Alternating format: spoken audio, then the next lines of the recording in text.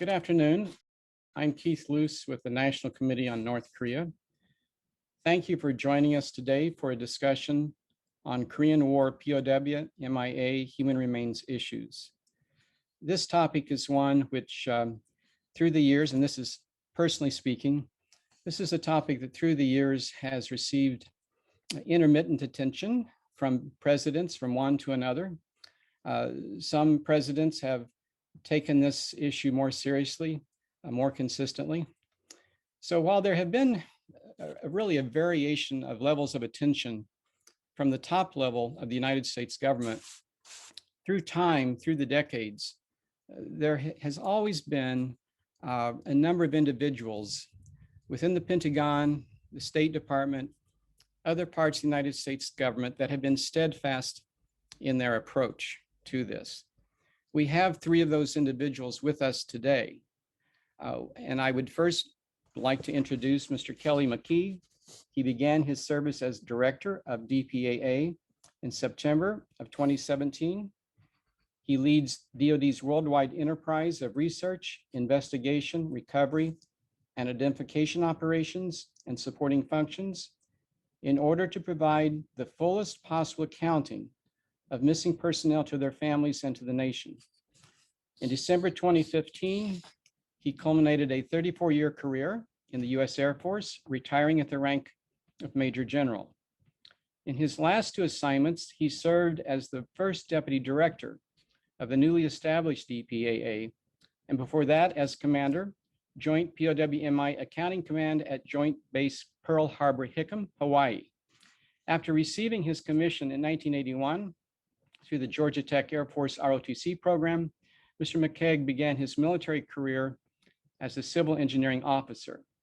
He received a Master of Science and Bachelor of Science in Industrial Engineering, both from Georgia Tech. After Mr. McKeague makes his presentation, he will be followed by Dr. Jennie Jin, who joined the DPAA in 2010.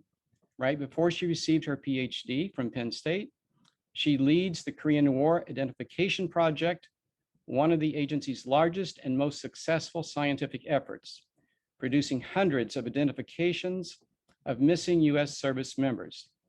In addition to being a biological anthropologist, Dr. Jin was part of the U.S. negotiating team with North Korea to arrange for the repatriation of the 55 boxes of skeletal remains and has negotiated and arranged U.S. South Korea recovery and forensic review missions. Her single-authored book, Bone Tells Stories, received numerous national awards and is currently on the 11th print since 2015. Her articles have appeared in major media outlets in Korea. She received her Bachelor of Arts in Archaeology from Seoul National University and her Master of Arts from Stanford. Next will be Mr. Richard Downs. And I'm proud to say Rick is a member of NCNK. Rick is president and executive director of the Coalition of Families of Korean and Cold War POW MIAs, which, as most of you know, is a nonprofit pursuing answers to the fate of American servicemen still missing in action during the Korean and Cold Wars. Rick works closely with congressional offices, the Department of Defense, and non-governmental organizations to further the accounting mission. He partnered with the Richardson Center for Global Engagement in talks with North Korea to return collected remains of U.S. servicemen, then later joined Vice President Pence in the Honorable Carry ceremony welcoming home 55 boxes of remains following the Singapore summit.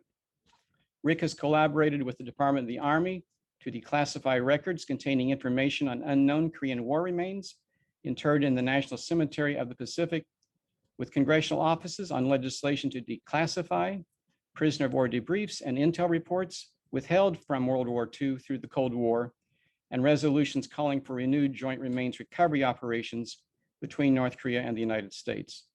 He's also been involved in helping develop amendments related to exempting POW MIA operations from sanctions. Rick's father, Hal, was declared missing in action during an air mission over North Korea on January 13, 1952. So today it's a privilege to have these three presenters.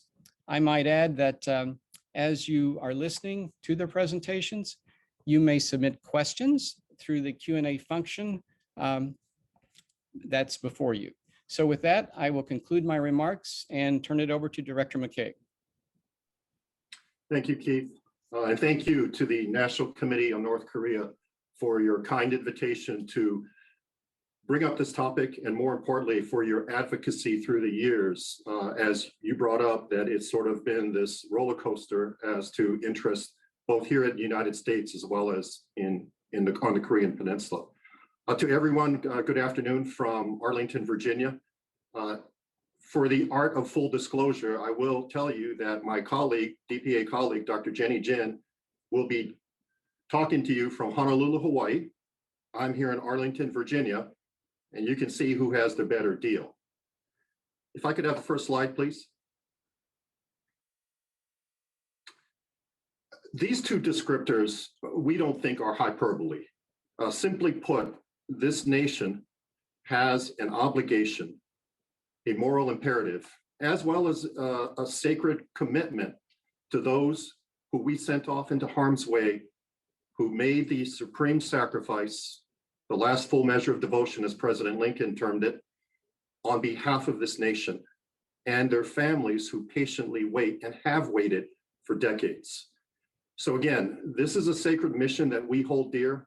It's one that we also believe defines us as a nation, that here we are 7, 8 decades later, still searching for answers, still looking for those answers to provide these families. Next slide.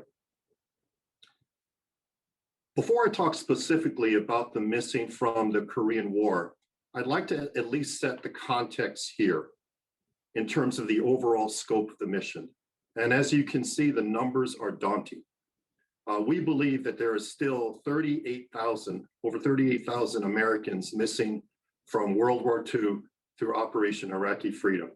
You can see the number from the Korean War. And what's interesting to note about that number is that about 5,300 of that number are those missing north of the DMZ.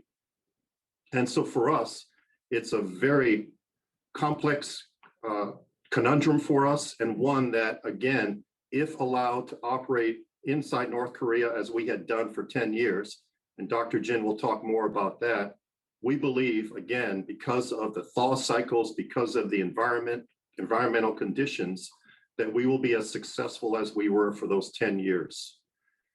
Domestically or internationally, we work with 46 countries all over the world, and we call them partner nations because they do partner with us. This is a humanitarian endeavor that all 46 countries recognize in that fashion and accordingly devote their attention, their assistance, and their cooperation. And it serves as a tool of diplomacy, as it has in many of these countries, and one that continues to bear fruit. Here we are decades later. And lastly, here at home, it is a mission, it's an issue that is of great visceral importance, not just to families, but to veterans whose comrades in arms are still missing, but also to the public and to the Congress. And when Americans throughout the country hear about a hometown son or daughter coming home after being missing for many years, it generates such an interest, such a warm feeling that, again, here we are decades later, still searching for these missing heroes. Next slide, please.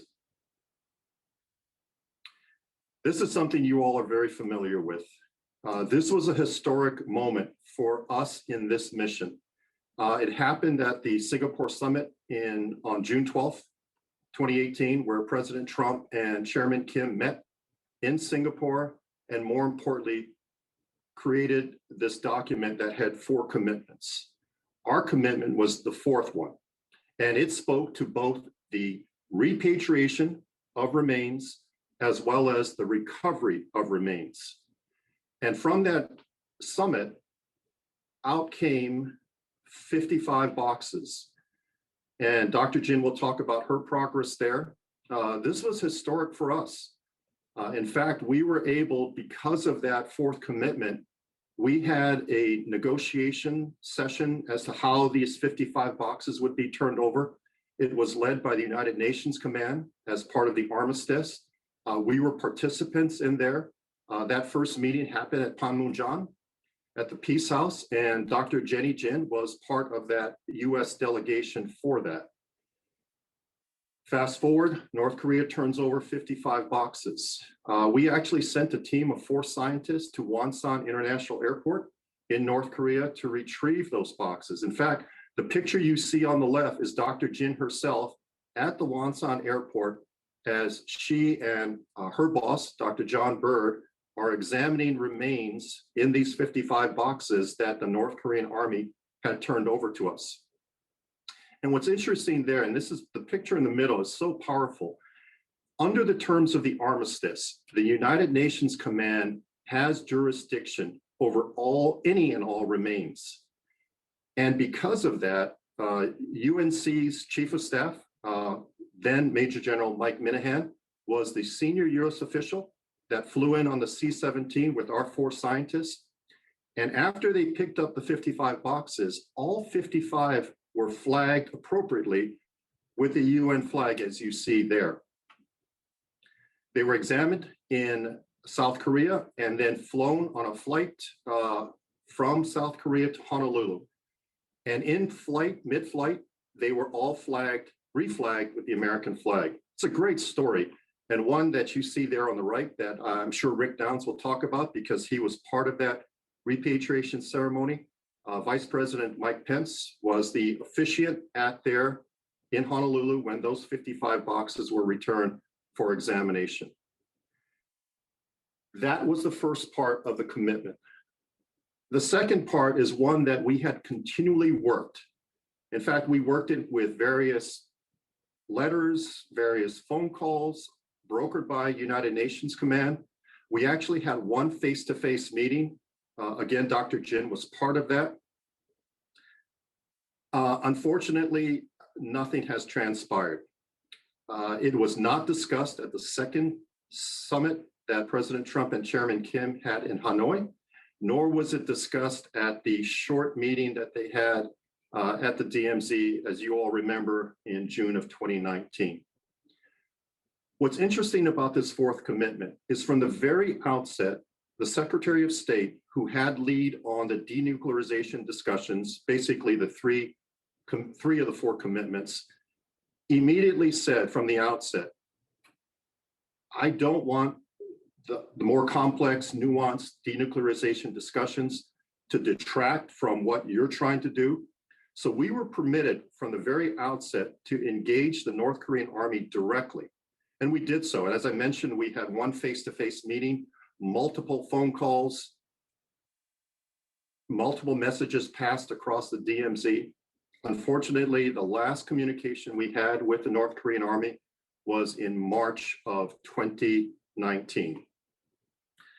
And so while the US approach to the overarching strategic denuclearization discussion was decoupled, for the North Koreans, it was very much one and the same. And as a result, while we may have delinked it, for them, all of it, denuclearization discussions, sanctions relief, and remains recovery and repatriation were all coupled together. And as such, there has been no progress at all since, as I mentioned, March of 2019. Next slide. But there are positive signs. There is progress. We have a counterpart organization in the Republic of Korea. It comes under the Ministry of National Defense. They are phenomenal partners. We communicate directly. Often our scientists, we have scientific exchanges with them. And more importantly, we have joint operations with them. In fact, that first slide that you saw on the cover slide was a picture of a joint DPAA, MACRI, our counterpart, South Korean counterpart, working together side by side. And it's one that, we're very proud of this relationship. And it's one that, again, bears great fruit even to this day. Just this past summer, we were able to turn over and repatriate 80 South Korean remains that had come from the 55 boxes because of the joint collaboration with MACRI. And if I could go back to the slide. what happened in addition to the Singapore summit was there was an inter-Korea agreement that was signed by President Moon and Chairman Kim. As part of that, there was a comprehensive military agreement that did a number of things. It took down the guard posts of the DMZ. It tempered the temperature in terms of the posture within the DMZ. But one of the things they also did in that comprehensive military agreement was they agreed to joint demining as well as joint recovery operations in the DMZ on an area called Arrowhead Ridge. And in November of 2018, both countries started the demining. And then when the spring thaw came, South Korea began remains recovery operations on their side of the MDL and have been very successful. This April, they will begin their third year. Unfortunately, North Korea did not show any interest, nor did they show any cooperation, collaboration. And so South Korea has basically been doing this operation within the DMZ on their side since spring of 2019 with great success. I've lost count with the number of remains they found, mainly South Korean, some Chinese. I believe they have found one French soldier. There are not many Americans that our historians believe are on that side of the DMZ, so no Americans have been found. But as a result of this, in addition to our counterpart returning this spring, we are also planning a joint operation in Arrowhead Ridge. And if COVID permits, we will send a small team to work side by side for the first time with our ROC counterpart in the DMZ this summer. Lastly, I think one other interesting point to, again, show you the strategic aspects of this mission and how visceral of a reaction it causes.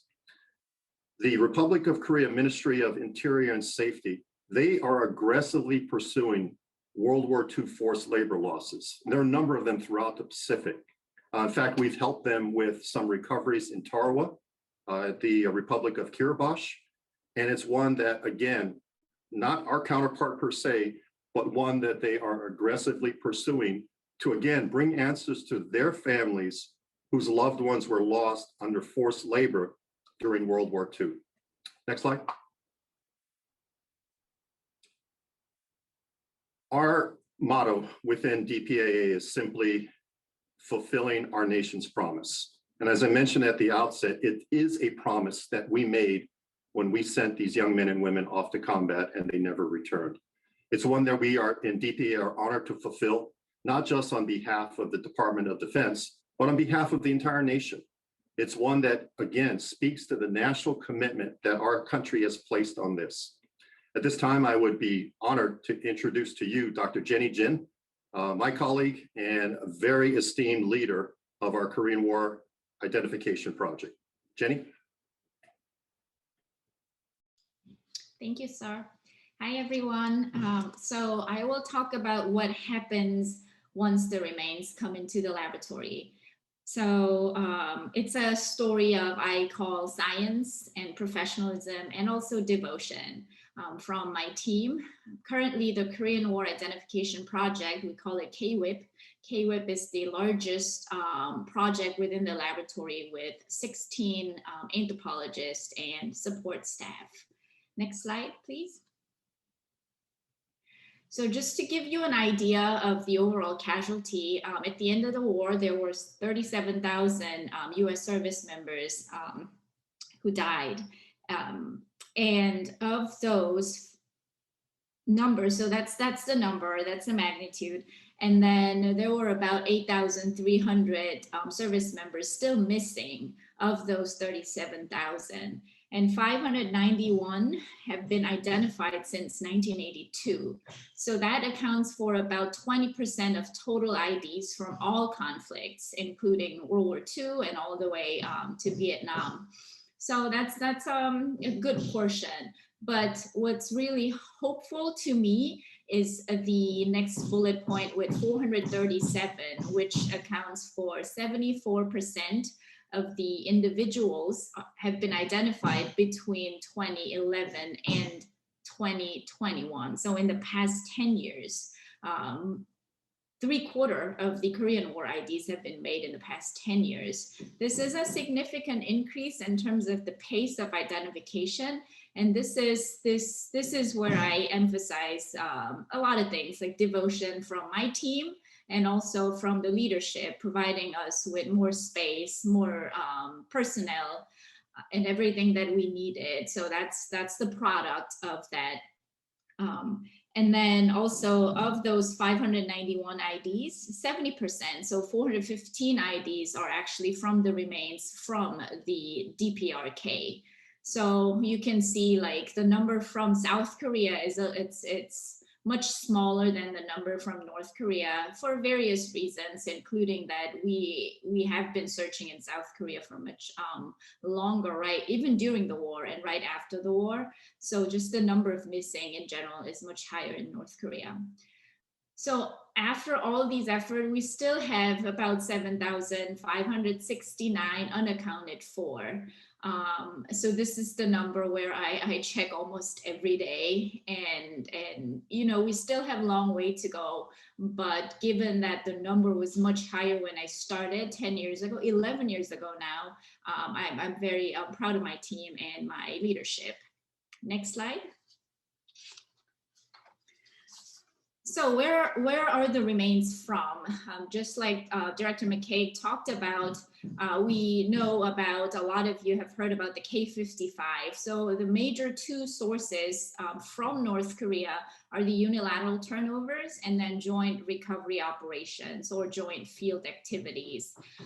So unilateral turnover happened twice, and K-208 was the first one. So that was the first, like what I call historic unilateral turnover that happened between 1990 to 1994. And we received 208 boxes from the North Koreans across the DMZ, which is in that photograph.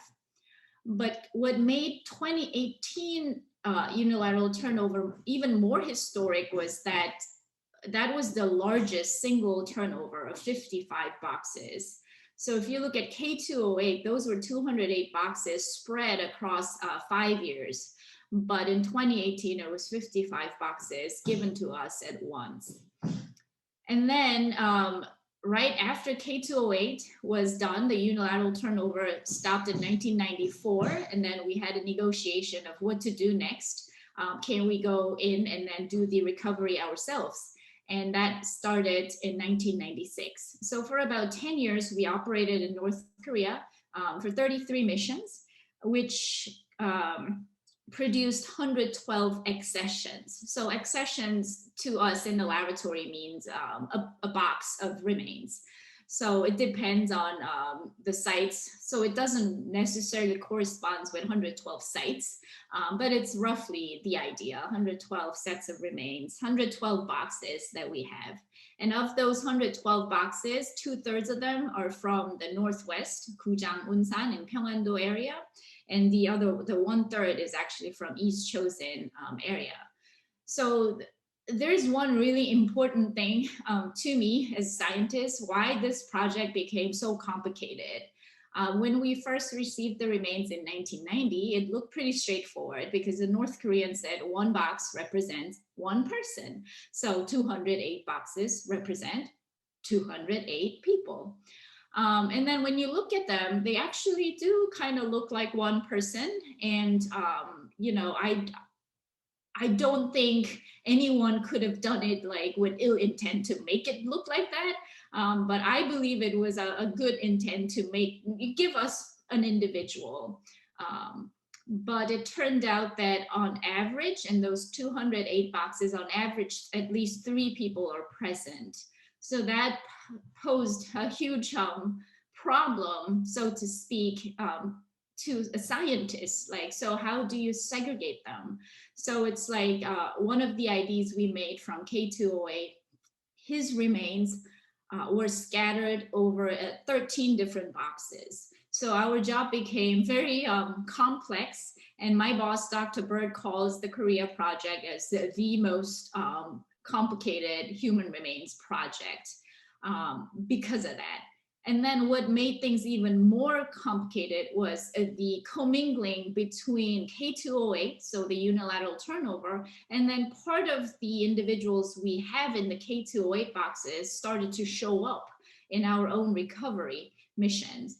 So that was like, so this person's arm is in K208 box and the same person's leg was found during the recovery mission. So that was another problem, because then the North Koreans labeled each box. That's one thing that's actually pretty accurate labeling of where those boxes are from. For K208 and both K55, the North Koreans provided to us an extensive documentation of where they found the remains.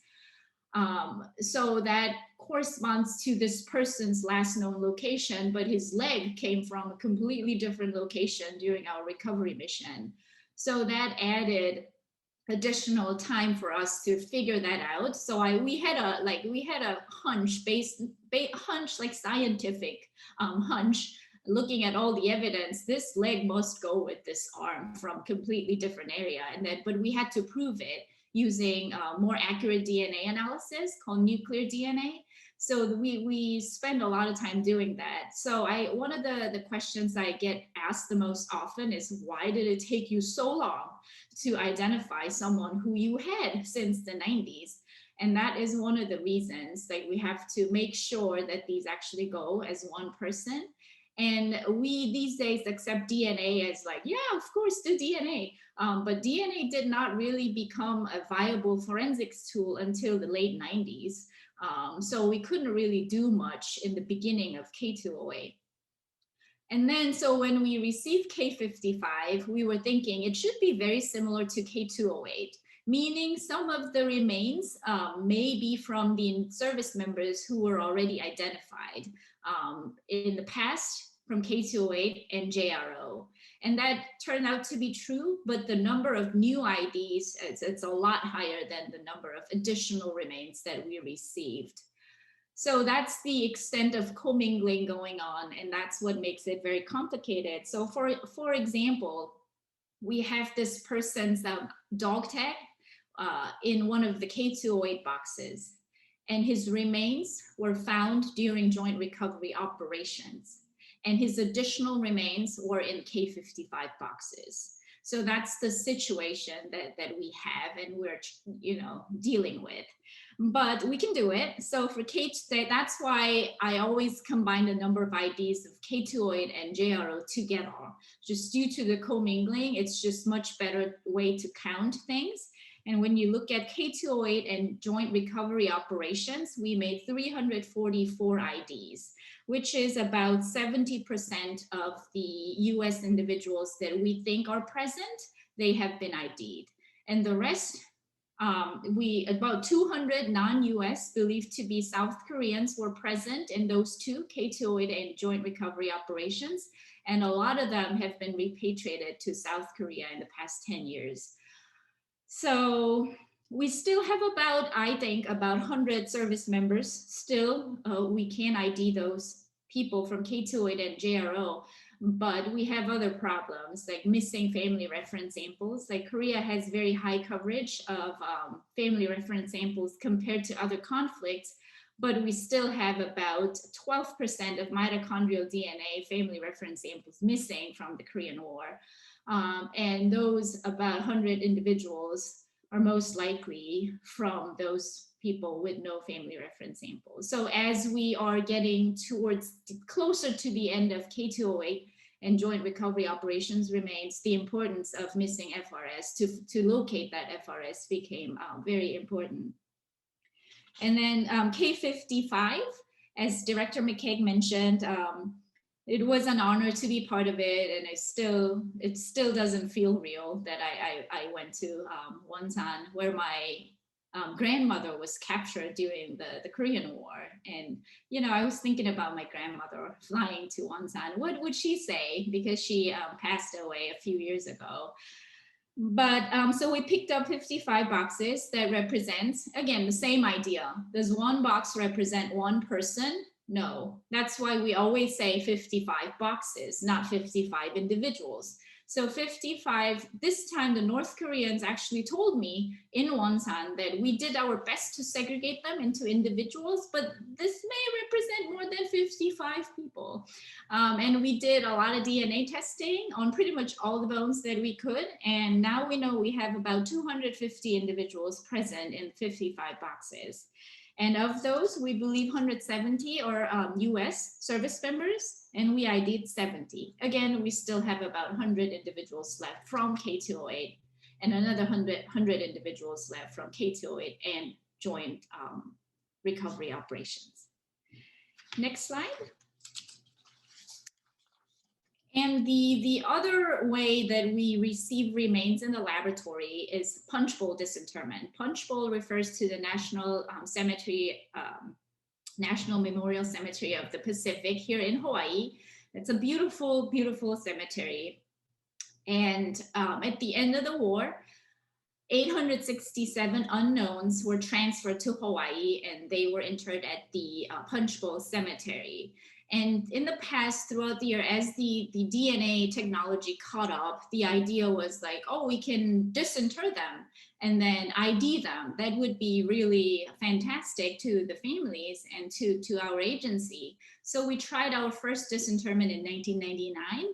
And when you look at the remains from Punchbowl, they look beautiful, like to an anthropologist especially. It's like very well preserved, unlike the remains we receive from North Korea, which are mostly fragmentary remains. That's why we rely so heavily on DNA for those.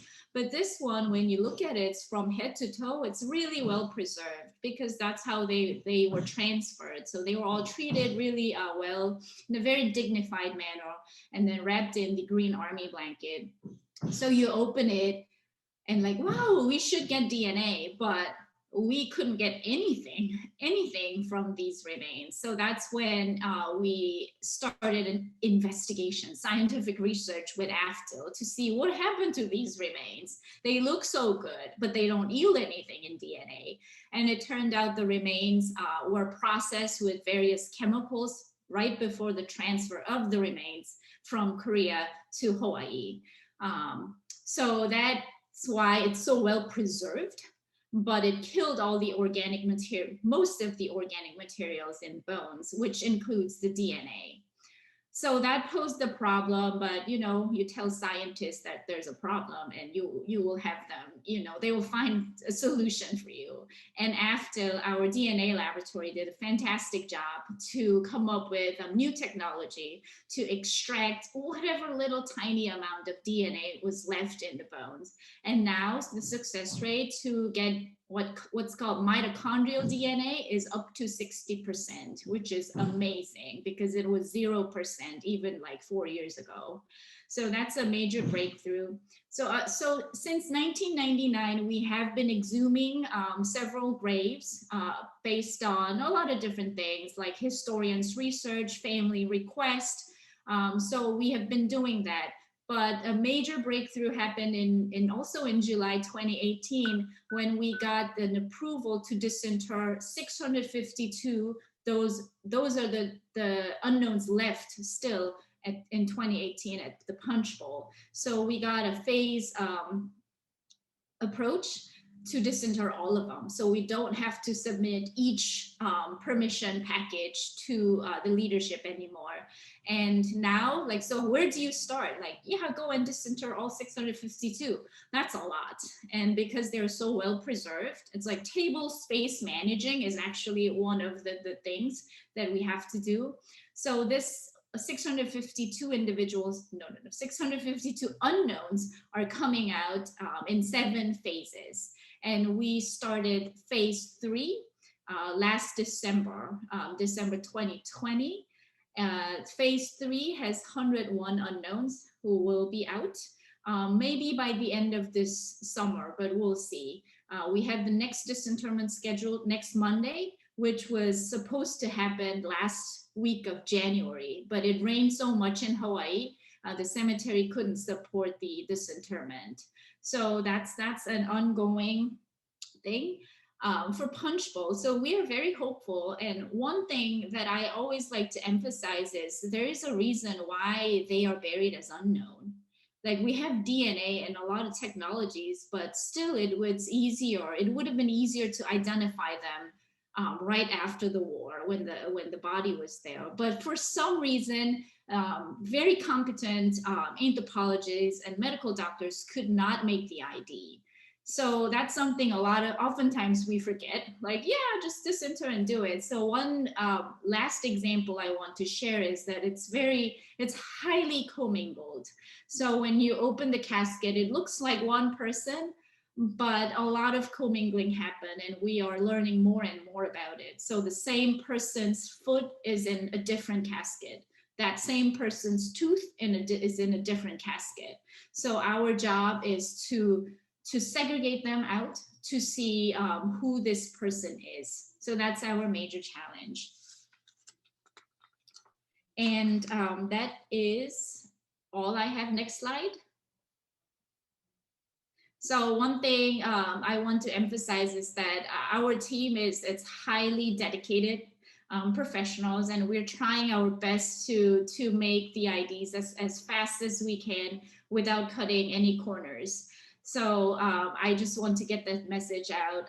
We understand that time is our biggest enemy when it comes to family members waiting for us to make the identifications. So from here, I will toss it to distinguished Mr. Rick Downs.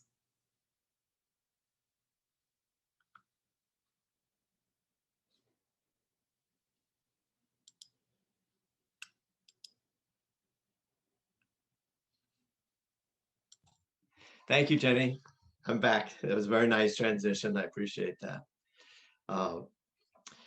My name is Rick Downs, and I head the Coalition of Families of Korean and Cold War POW/MIAs. We are the family aspect of this mission, and we are a non-governmental organization. And just want to say a quick thanks to NCNK, not just for the privilege of being able to share our aspect and our perspective of this mission with all of you, but as an organization, NCNK has been for years very supportive in ways of the mission itself, of our efforts and our role in the mission, connecting us with other important NGOs who have helped us do our part to further this mission. And it's an honor to be a member of NCNK as well as take part in this webinar. The role of NGOs and non-governmental organizations, took me a while to get that, NGOs in the overall mission to learn what happened to the missing men from all conflicts. They have been they've played a role going as far back as the Civil War. After the Civil War, as you can see on the slide, Clara Barton was receiving all kinds of letters and requests from loved ones of men, thousands of men who were Union soldiers who were missing in action from the Civil War. And it touched her, and she formed an organization, the Friends of the Missing Men of the United States Army. And she approached the administration at the time and said, what are we going to do about all this? And they turned around and supported her, and began quite an operation to find, I think it was over 20,000 men who are missing in action from the Civil War, all Union. This did not reach out to the South, the Confederacy. And this was the beginning of the prominence that NGOs can play in this mission. And as you can see, the top quote up there is pretty important. These poor men have lost not only their lives, but the very record of their death. And as Dr. Jin pointed out in the Punchbowl remains, they have lost their names. And we are trying to, with leadership of someone of what she does in the lab, and give these men their names back. And that's we have a role in that, as have in NGOs going from the Civil War on through up to in the Vietnam War, the League of Families, they really kicked in the more modern, more recent effort to find out what happened to the MIAs from POW MIAs from the Vietnam War. And then along comes an organization like the Coalition in the 1990s, who said, wait a minute, our dads and our well, husbands and brothers at the time, sons, are missing also. What can we do about learning what happened to them? And so we picked up the mantle, if you will, for our conflicts with the Korean and Cold Wars. So our primary role is to, well, it's kind of both ways. Sometimes we are in support of the government's mission, and other times we have to go in and kind of remind them of things that need to be done. It's very easy to, it's not very easy, excuse me, it's often easy to get projects started within government, but then it takes an effort to keep it going. And when I talk about the government, I do not necessarily refer to what is today as DPAA, and its previous incarnation, DPMO. This is the operating arm of the, and it took me a while to figure out, just get perspective that the policy-driven aspect of the mission comes from above, comes from the White House, it comes from the Secretary of State and the policies that they set out that allow people like Director McKeague and Dr. Jin to do their work. And so we have to sometimes they're not able to say anything about this. So we have to come in and occasionally say, we have this mission that needs attention, and this aspect of it and that aspect of it. So the coalition has been involved in many, many projects. I don't want to go through a litmus test of all that the organization has from the years, it's from the late 1998, has participated in and been a part of working with the government and to move this effort forward. But a couple of the very special ones that I was particularly involved with, and was now just another furtherance of the role that NGOs can play. It was in 2016 when the coalition was able to partner. You can go to the next slide if you'd like, Dan.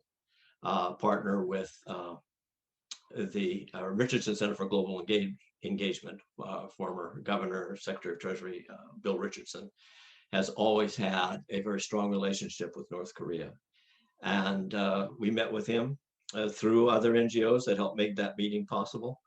And his vice president, Mickey Bergman, which you can go, well, this right here, just a little, this slide right here is the Taedong River. Hope I got that right. And this is our first, we had just landed, and being where my father was in North Korea, whatever happened to him, my goal in life was, besides just learn what happened to him, was to go to North Korea. So we had just flown in, and we got to fly over where we think that our dads, my sister and I's dad, went missing. And so I'm feeling pretty good there. And they treated us very well. Next slide, if you will. They put us up at Kabasan, I think it is. I'm sorry, it's a guest house where they put people. Beautiful countryside, and they treated us very, very well. Next slide, please. This is the threesome that went. Mickey Bergman's in the middle, and P. Willie, our forensic anthropologist. We had high hopes of bringing home remains. Our purpose of going was to, amongst other things, was to negotiate for some collected remains that North Korea has. And also Otto Warmbier was being held at the time. So we were ideally hoping to come home with some remains and Otto, but that was just kind of we all knew it was a fantasy. But we brought P. Willie along just in case that we had an opportunity to deal with some remains. And that's on the Taedong River in Pyongyang. And next slide, please. That's Kim Il-sung Square, where you see all those big mass gatherings they have with all the soldiers. And if you look behind me there, you'll see white painted numbers on the pavement. That's all through the square. And this was just an interesting fact for me. You know, when they go, they all have the number and they just go to their number. And I don't know why, but that's just kind of intrigued me. And I think that's the next slide there. Is that the end, Dan? Okay, well, okay, you can go from that. Then, well, if you go back for a little bit, because that's later. Go back to the, yeah, there you go. During their meeting, we were able to get a pledge from the North Koreans to have them return remains if we had the administration at the time, which is the Obama administration, grant a request, just write a letter saying that, designating the recovery mission as a humanitarian affair separate from the other talks, the nuclear talks, denuclearization talks. And unfortunately, we presented that to the White House and were declined for various reasons. Basically, they were saying, as you know, Director McKeague mentioned, this is up and down, going back and forth, with one side all for the mission and the other side not, and then going back and forth. And at the time, the White House was not interested in separating the issue from the denuclearization talk. So we weren't able, we planted a seed, and that may have built to the next, you know, we like to think so. And the next slide, please, where 2 years later with the Singapore summit, and number 4 being the return of remains and the K-55 boxes coming back. And I was invited along with another family member, Diana Brown there, and her husband, Bob, with the Vice President and Second Lady, Mrs. Pence, to go to Hawaii and take part in the honorable carry ceremony, which, next slide, please, was very emotional. There were a lot of smiles, and then next slide, you can see that there are a lot of tears.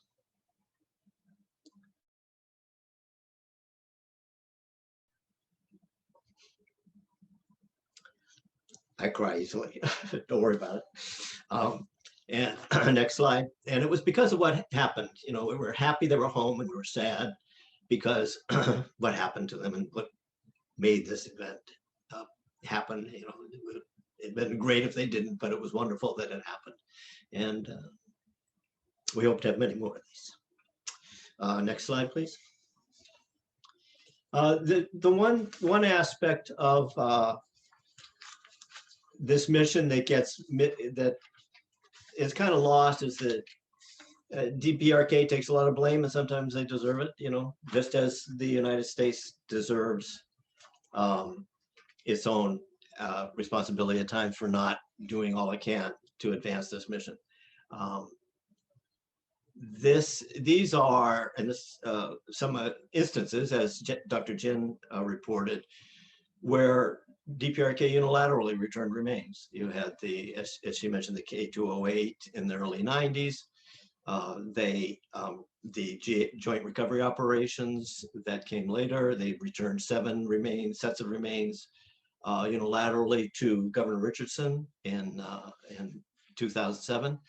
And then they turned over the 55 caskets. So they are not, and out of those 419 missing men have been identified. There have been other instances as you get closer to today, where they have offered and made overtures. You know, in 2010, they said, look, we are uncovering remains to our agricultural projects, our development, industrial projects, farming projects. The farmers, individual farmers, are bringing them up, and we have these remains. They showed the photo of a dog tag, Philip Ackley's dog tag, and said, you know, what do you want to do about this? And it was told that until they more or less cooperated in the other areas, the nuclear talks, 6-party talks were going on at the time, that they'd have to hold on to them. And then later on in 2011, there was an agreement between then DPMO, now DPAA, to return recovery operations. They negotiated with DPRK. Then all kinds of odd things happened after that. Those are quite intense talks. And that fell through because of various other issues. Again, it's always other issues. And then you had the, and just well, you had the overture that the Richardson Center and the coalition were able to bring home. And then in 2019, there was a meeting, an invitation to the Richardson Center to return and well, to talk about, once again, returning some remains and other issues, but the travel ban that is imposed by, I think it's with the Secretary of State at the time, the last administration, we made that impossible. And it is from that point on that the DPRK in North Korea basically pulled back. And so it's back and forth. And right now, we're hoping that the new administration will take on a more sympathetic is not the right word, position on separating the recovery mission from the other elements that go on between the two countries. That kind of leads to today, what is happening today? What are we doing today to try and get arrangements so that DPAA and the Korean People's Army will be open up talks with DPAA and once again, and so how do we get that done? And what role can an NGO like the Coalition and the NCNK and other very, very supportive NGOs can do? What can we do to help make that happen, especially when we have fresh territory, if you will, with the new administration? And one of those projects is a resolution, if you want to go to the next slide, Dan, that we are proposing with the American Friends Service Committee. We're taking that to Congress, which is basically saying, separate this issue, let's talk about it. The big thing for I know myself and the coalition is that the conversation after the K-55 return stopped. It wasn't just, I mean, there was an agreement, number 4, and North Korea did its part in that agreement, returning 55 boxes, and then the conversation stopped. And if you think about it to yourself, during the last 2 years, how often have you heard of the administration talking about the missing men in North Korea, in the Cold War? But you just don't hear it. And that's what, in my opinion, and I'm taking now I'm kind of going, that's what, in my opinion, North Korea hears. They hear nothing. And, we've approached the last administration and said, why aren't you talking about it? As a family member, I would love to hear my White House talking about bringing my father home, to bring in the brothers, the uncles now, and the fathers and the brothers of these family members who are waiting and been waiting a long time, and we don't hear anything from you. You don't talk about it. We have DPAA, but DPAA is a different arm of this mission, and they need to have support so that North Korea, the Korea's People Army, will talk to them. So we're bringing up this resolution to try and say, we hope that this new administration will take on a more aggressive approach,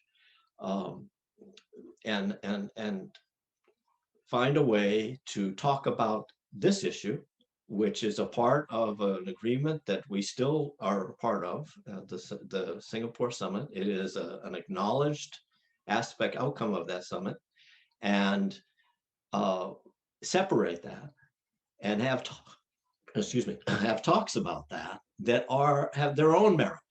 And not only will that then now, perhaps if North Korea hears that, and they see, okay, this is of interest to them, and we don't know how they'll respond.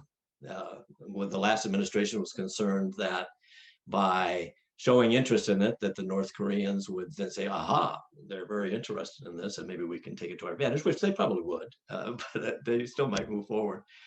But, it's no secret. The secret's out. This is important to us. And they know that, and you hope that, and they have shown a history of responding.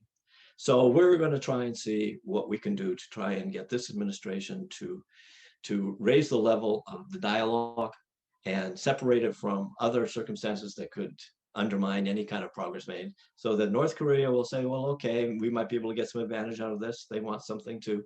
And they'll talk to the Korean People's Army, and then Director McKeague will get a phone call, and they'll be able to talk to their counterpart in North Korea. And who knows, maybe we'll have some more remains for Dr. Jin to look at and send home. Next slide, please. Oh, okay, one last thing real quick. One other thing we want to get into is there are air losses all across North Korea. And one of the things we're hoping that we can get a travel ban released, and a lot of people who work in North Korea doing wonderful, non-governmental organizations do wonderful work in North Korea. Any of you might take a vacation to North Korea. Next slide, please.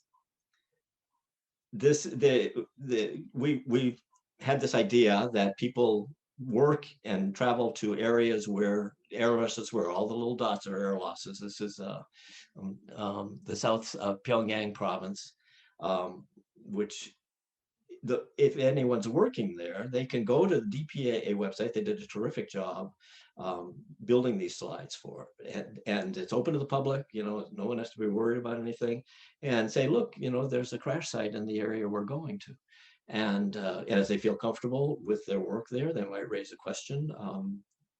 Anyone here in the village, or is there a history of a plane going down? What happened to the crew? And a lot of times they might be buried right there in a local cemetery. And then that information comes back, we can hand it to DPRK, and when they're in the area, they know that there is something going on that they can look into, that a crew was lost and was believed buried in a local cemetery, and they can go to. So this is something we're going to, as soon as we can. All this is predicated on COVID being in a place where everyone feels comfortable traveling again, and then if we can get past the travel bans and everything on our side, and to get back in there, this is another area that we're trying to pursue. Next slide, please. Here is what we're all going for. This is a Corporal Jackie Blosser.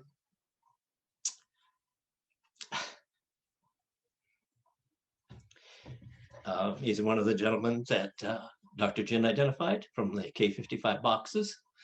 And on our coalition website, we're starting to put together some of these completed stories where you have family members who, on the right, his niece, on the left, you have a little bit of profile of him, and that's from DPA's website. They have profiles on all these missing guys, and on the, how he was lost, so on and so forth. On the right, you have a family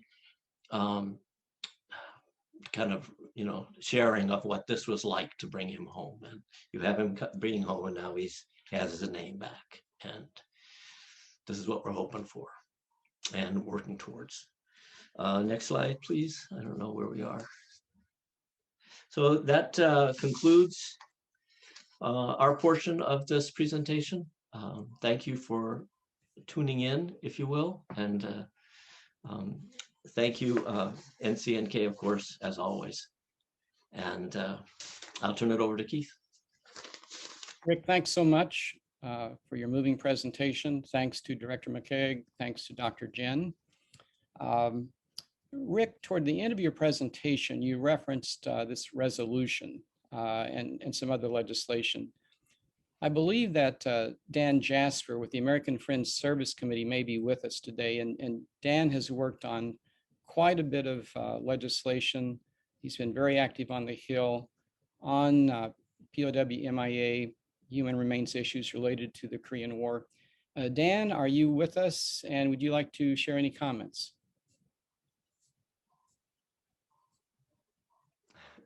Put him on the spot there, did you? Hey, can you hear me? Yes, go ahead. Yeah, thank you, Keith, and really appreciate this presentation. A lot of appreciation for NCNK for hosting it, and the panelists for presenting this information. It was really informational and moving. It's hard to know what to add to this conversation, but I think just from my perspective, quickly, the American Friends Service Committee is a Quaker organization, and we're a peace building organization at heart. And one of the things that I've learned through sort of digging through our archives and historical knowledge at peace building is that this effort of repatriating the remains of service members and honoring those who fought in these wars is always a critical part in moving forward in a conflict.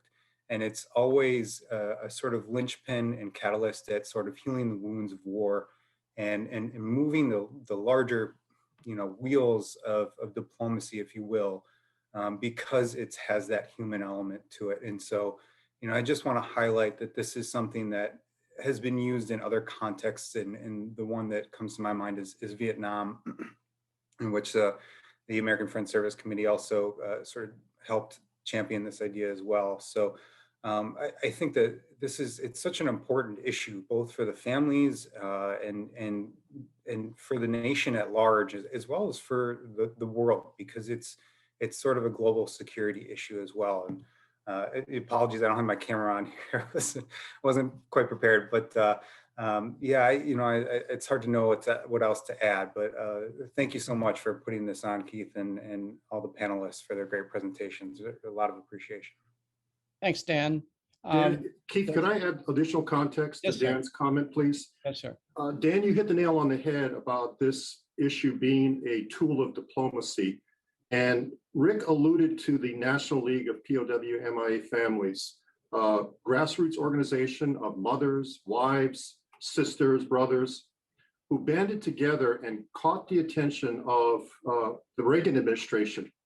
And in 1982, they began a dialogue with the Vietnamese government that predated diplomatic relations. In fact, because of their efforts in engaging directly with the government of Vietnam, in 1985, we had the first US mission of remains recovery in Vietnam.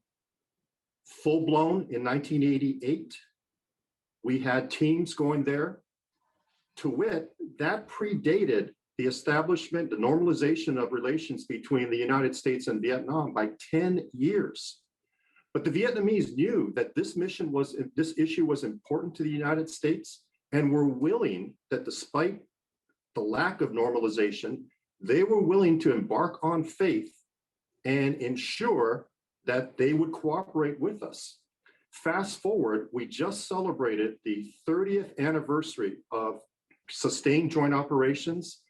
And although US teams this past year were prevented because of COVID from working in Vietnam as we have for 30 years, in a period of 6 months, the Vietnamese, using teams that our scientists had trained, conducted and completed 9 missions on their own in Vietnam, because we weren't able to be there because of COVID restrictions. So Dan, you hit the nail on the head that it is a tremendous tool of diplomacy. And I might add that when Vietnam hosted the summit, the second summit, we heard that they had spoken to their counterparts in North Korea who came early, and they told them, they used the exemplar of their own efforts, and how, again, predating normalization by 10 years, they told them, this was a tool of diplomacy for us, and we look to this and our cooperation as the inflection point to what they now enjoy in terms of peace, prosperity, security in Vietnam. Thank you, Director. Director, I will be coming back to you or Dr. Jin in a moment to provide, and the two of you can decide who will speak. But at whatever point the US and North Korea once again engage on the MIA human remains issues, in your mind, what would be practical next steps from the US side, just in the sense of Dr. Jin just doing your work? What makes sense in terms of next steps with the North Koreans? But I'll come back to you for that. Michael Che Kim has asked a question: how does COVID-19, how does the pandemic affect the effort to return to North Korea for the purpose of recovering remains? And Michael, that's a key issue. North Korea is shut down following the discovery of COVID in China. North Korea closed the border. All entry points into North Korea continue to be closed. In fact, North Korea, personal opinion, is going beyond sound science in dealing with the pandemic. And indeed, the North has a very fragile healthcare system. There's a lot at stake. But as the United Nations or as foreign diplomats, as international NGOs, as their personnel, as their officials depart the country, North Korea does not allow anyone back in. And so as a result, the United Nations is now down to a handful of people in the North. Normally they would have 55 to 60 representing 6 agencies or so. Embassies are not allowed to replace personnel. I found it remarkable that last week, Mr. Matsugora, the Russian ambassador to North Korea, he publicly complained about conditions in Pyongyang and the fact that supplies are in short order. Even Russian diplomats and those who remain are not allowed to leave their compound. And so in our discussions with medical specialists, some are suggesting that it may be the end of 2022, before North Korea has been able to vaccinate its entire population. And North Korea is insisting that no one comes back in until that has occurred. Now, that may not be an accurate timetable. It may be expedited. But Michael, indeed, that's a very fair question because it does impact the ability to recover remains aside from the political issues, whatever they may be. So now I'll turn to Dr. Jin or Director McKeague to answer the earlier question I posed. You know, I think Rick described it perfectly from the standpoint that, again, if looked at by either side as an opportunity to build trust, to build confidence, this would be one issue that would resonate on both sides. And I go back to the exemplar of Vietnam and the United States in the early 80s. Again, they took a chance. You know, there was no quid pro quo at the time that normalized relations would be given, diplomatic status would be given to Vietnam. There was no, again, conditions. But as we discussed, it does present a tool of diplomacy by which two nations, former enemies, as Dan brought up, that can break down that mistrust, that animosity, and have a dialogue that, again, results in such a humanitarian outcome. Again, as pointed out by Rick Downs, when Governor Richardson and his folks can have that trust, and by the way, it's decades of trust with the North Korean government, maybe they're the interlocutors as to, again, using this as that tool of diplomacy, that confidence builder that, again, can put us on a path of peace, security, which I know NCNK espouses and tries to facilitate. Thank you, Director. Mark Mannion with the Congressional Research Service asks the following. He first commented, he said that Mr. McKeague said the repatriation recovery issue was not discussed at either of the Trump-Kim meetings. Mark's question is, was it discussed during any of the working level U.S. DPRK meetings prior to the Hanoi summit? Director? It was. In fact, we contributed this issue in the lead up to Singapore. Obviously, it got traction. We continued to contribute talking points. And at the time, Steve Biegun, who was the special envoy for North Korea from the State Department, was a staunch proponent, advocate for us, much like Secretary Pompeo did.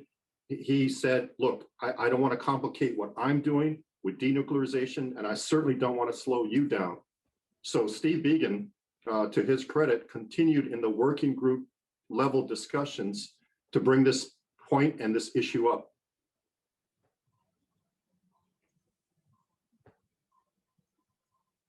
Thank you, Director. Dr. Jin, we received several inquiries about your book. Tell us about your book and why isn't it in English? It's published in Korean and has been translated into Chinese. So you only have two options, Korean or Chinese. So tell us about the book. What's So in I the book? always, I'm very interested in public outreach. I've always been interested in that aspect as an academic prior to joining the mission. So that book is more about what actually bones can tell us, like how we estimate age using bones. How do you know the stature? Like how do you actually do trauma analysis? And all different things about bones. So yeah. Well, thank you. And we look forward to an eventual English translation. So Keith, Yes, sir. I'm averse to putting Dr. Jin on the spot, but I'm going to do it because it's a great story. You all heard Jennie allude to her grandmother who was in Wonsan, where Jennie herself was there with the North Korean Army. Jennie, could you quickly tell your story and the connection with your dad and your grandparents, please? Because I think, again, what you do today for U.S. service members and what your grandfather did points again to the strength of the U.S. Republic of Korea alliance. Yeah, so my father's father, so who was born and raised in North Korea. And he was on the ship at Hungnam port when the US Navy evacuated a lot of hundreds of North Korean civilians, despite the capacity they exceeded way beyond it. So my grandfather and grandmother was fortunate enough to get on that ship. And I actually never paid attention to his story growing up, it's another grandpa's story. Yeah, of course. Until I started my job at DPAA 11 years ago. And I started to learn, actually, I'm really, embarrassed to admit this, but for the first time, I started to learn about the Korean War. Growing up in Korea, I'm a post-war generation. Growing up in the 80s, it was all still too fresh, I think, to even talk about the war. So we never actually learned anything about the war. So I've never heard about the Chosin Reservoir, given that it's not the Korean pronunciation, but still that's an excuse. I've never heard of it. So that's how I started to learn about it and read the history. And that's when I called my grandfather back in Korea, like, can you tell me more about how you left North Korea? And he remembered the exact date. He said it was December 7th in 1950. And I'm like, I don't believe you, Grandpa. I don't know what I did last week. And he was laughing and he said, that's the last day I saw my parents. So everyone remembers that day. So that was like, oh, all right. So he was on that ship. He came down and on the U.S. Navy ship called LST. That's his word. And then he and my grandmother and my grandfather stayed in very south in a very poor refugee camp. And that's where my father was born. So, and then, fast forward, I came to the U.S., not thinking, I actually didn't know about this mission, again, to be completely honest. And one thing led to another. My husband came to Hawaii, so I followed him. And then, from that point on, it became something much bigger than myself. And my grandfather is still pretty well. He ended up being drafted by the South Korean Army. So he joined the Army for 2 years during the war. And he's very proud of what I do. And I always think of the remains, especially from the East Chosin areas and also from Pujang, Unsan, where my grandparents' hometown is. And my grandfather left. He's 94 years old this year, and he's very well. Talked to him last weekend. And I look at the remains in the lavatory, and they were pretty much the same age as my grandfather when he left North Korea. So things goes around, and here I am trying to identify these individuals who sacrificed their lives and the families also. So my family could have a good life, and then I'm here to do that. So it's really humbling, and it's my honor to work on the Korean War project. Thank you for sharing a tremendous story. I would also add that we've received a number of inquiries from those who are participating today about individual family members. We are aggregating those and will be forwarding your individual family inquiries to DPAA for response directly back to you. Associated with this, though, I have a process question that's come in. And for Dr. Jin, William Evans writes, my father was an American civilian POW who died in the North. Is it possible his remains have been recovered but have not been identified because he was not military? So that's a process question for you, Dr. Jin. As long as we do have DNA samples, we do make comparisons against everybody, including we are collaborating with British and Australians and Dutch who also have missing individuals from Korea. So whoever gives us the DNA and that's linked to the Korean War in the DNA database, we will make the comparison regardless of civilian or military. So that would be my question. Like, do we have your family reference samples? Thank you. And Keith, I would add also that DPA's mission is not limited to just uniformed service members. 2 years ago, we identified 3 civilians who were lost in Laos during the Vietnam War. So again, our work, our work of our scientists, our historians cover the waterfront that if they were lost in that designated conflict, as an American, that they are part of our mission. Well, that is very helpful information that I'm not certain is widely known. Director John Kim asks, he says, I have a question regarding the U.S. casualty number from the Korean War and the unaccounted number of 7,569. Is the latter number included in the 37,000 casualty number or not? It is included. It is included. All right. Dr. Jin, follow-up question, different topic. Jay Brannigan with the Luger Center. Dr. Jin, how are you able to link the DNA in the remains with the identity of a soldier? Is a close relative's DNA good enough, or do you need samples from the soldier himself? The best sample would be the self-reference samples from the soldiers themselves, which are available since starting in the early 1990s of everyone, DoD employees. We do have their DNA samples, but with the Korean War, we don't have them. So we need to find DNA that we can use for comparison. So it depends on what kind of DNA you use. But I believe at DPAA webpage, you can find like who is eligible. So most of the time it's anyone in the same maternal line is a good way. So whoever shares the same mother. So if it's like me and then my sister and my sister's kids. So that's how we do mitochondrial DNA analysis, but we can also do the same thing in paternal lineage. So the easy way to think of it is to whoever shares the same last name can contribute, and it's a male, then that person can contribute to Y DNA comparison. Also, the best ones are siblings, brothers and sisters.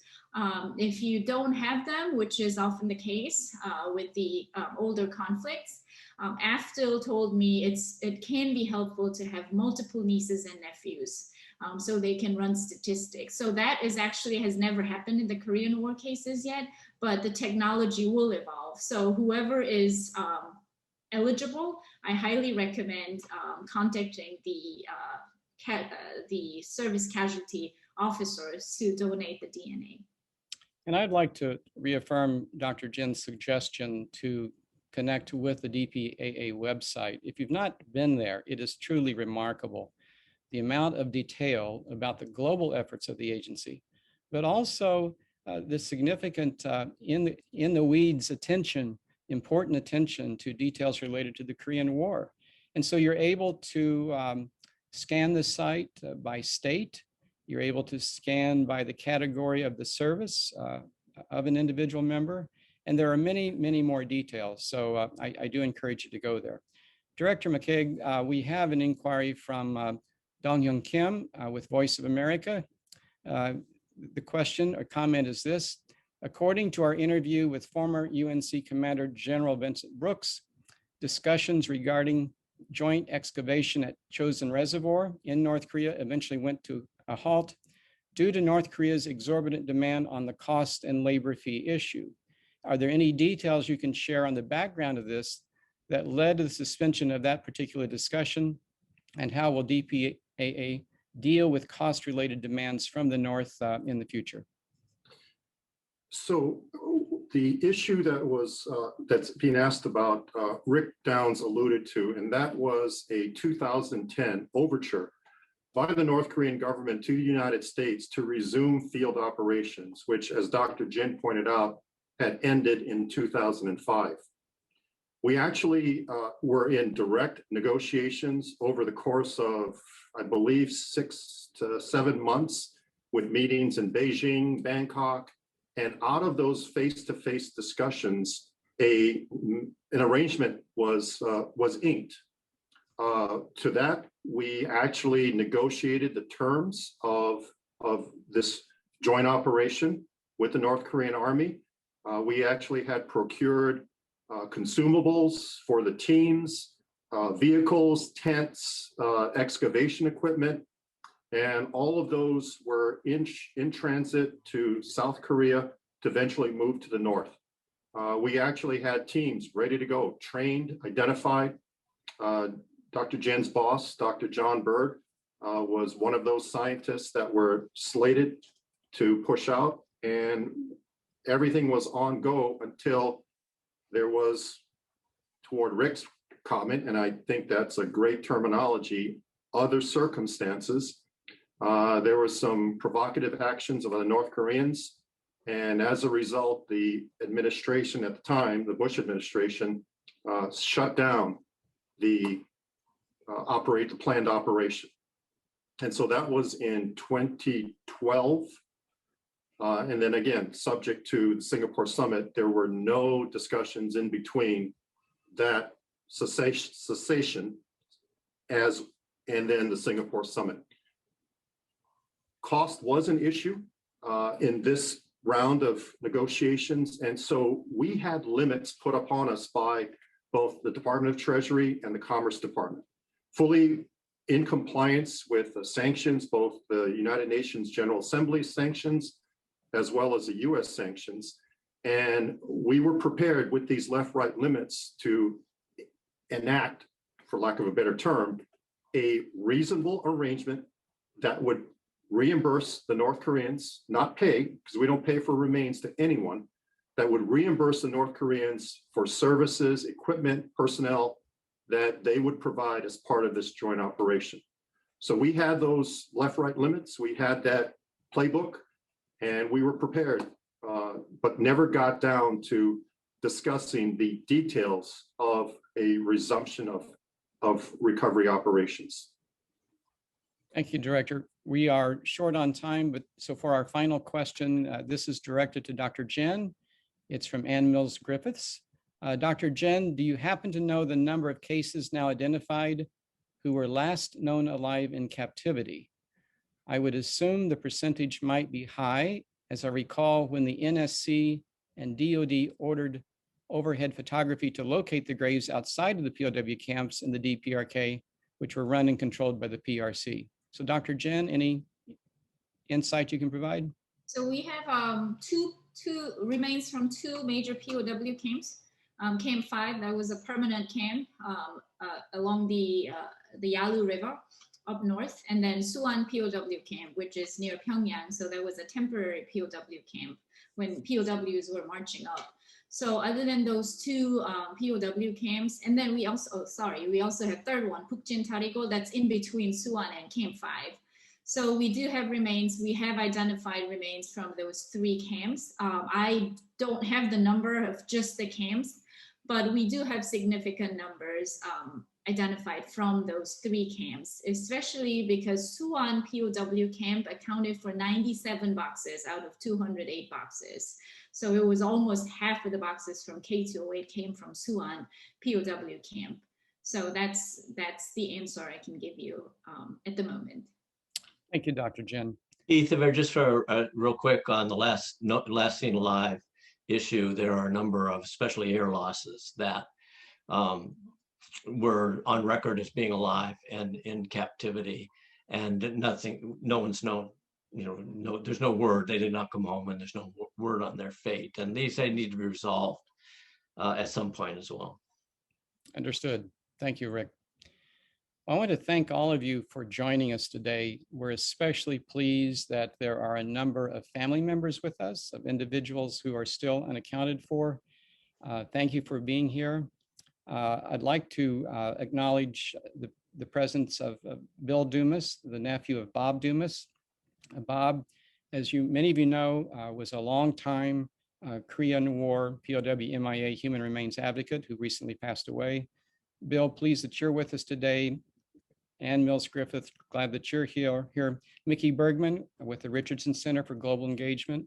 I'd also like to acknowledge Donna Knox with the Coalition of Families and as well as Frode Mooring, who is the resident coordinator for the United Nations in North Korea. That's his job. Presently, he's not able to be there, but we're really pleased that Mr. Mooring is with us today, as well as Ambassador Joseph Detrani, who in the past was involved in a number of discussions with North Korea on a range of issues, including POW MIA human remains. In conclusion, I'd like to thank our presenters again, Director McKeague. Thank you to Dr. Jin. Thanks to Rick. I'd also like to acknowledge the very important technical assistance of my colleagues, Esther M., Daniel Wirtz, and also Anissa Abdul Rahim. So thank you for joining us and have a good day.